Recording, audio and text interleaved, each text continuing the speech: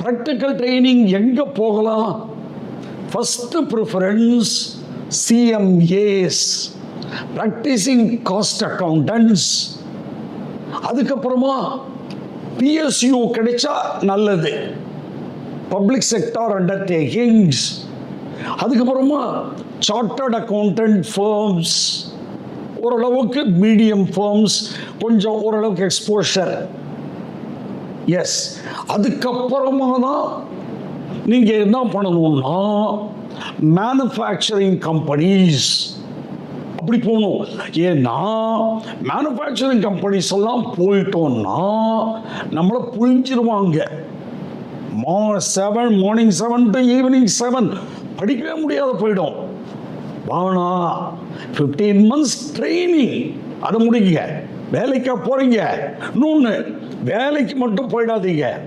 வேலைக்கு போனால் படிக்கவே முடியாது. கடைசி வரைக்கும் செமி குவாலிஃபைடாகவே இருந்துருவீங்க.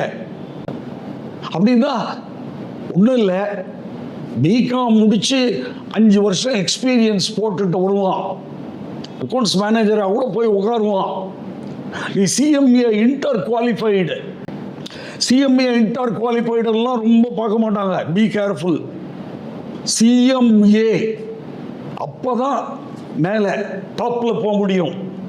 பேருக்கு முன்னால் சிஎம்ஏ போட முடியுமே. செமி குவாலிஃபைடு சிஎம்ஏ மேலே ஒரு கோடுன்னு போட முடியுமா? போட முடியாது. தயவு செய்து படிக்க ஆரம்பிச்சிடுங்க.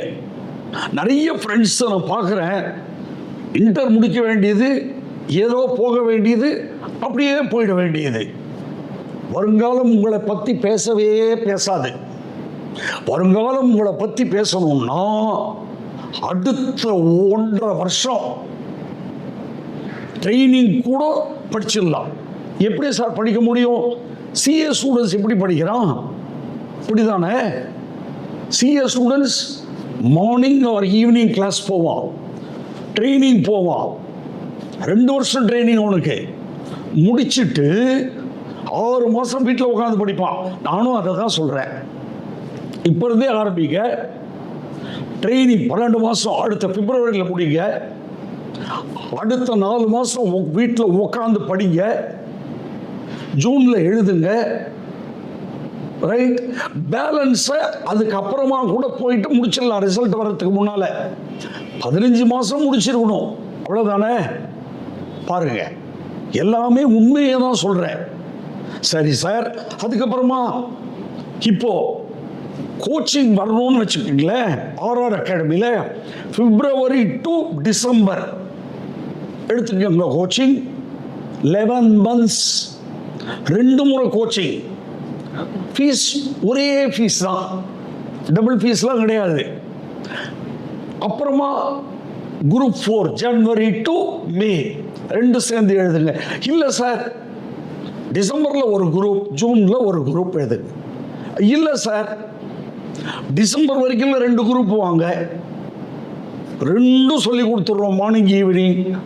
6 மாதம் உட்காந்து படிங்க, எழுதுங்க. ரொம்ப ப்ராக்டிக்கல் ட்ரைனிங் அப்படியே கான்சன்ட்ரேட் பண்ணாதீங்க. அவ்வளோதான். Qualification is more important. நாளைக்கு உலகம் உங்களை கேட்கறது குவாலிஃபைடா.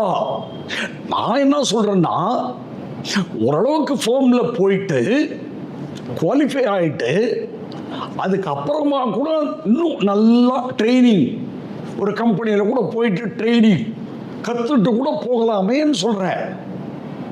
ஃபர்ஸ்ட்லியே இந்த சின்ன வயசை ட்ரைனிங் வேஸ்ட் பண்ணாதீங்க. இதுதான் படிக்க வேண்டிய வயசு.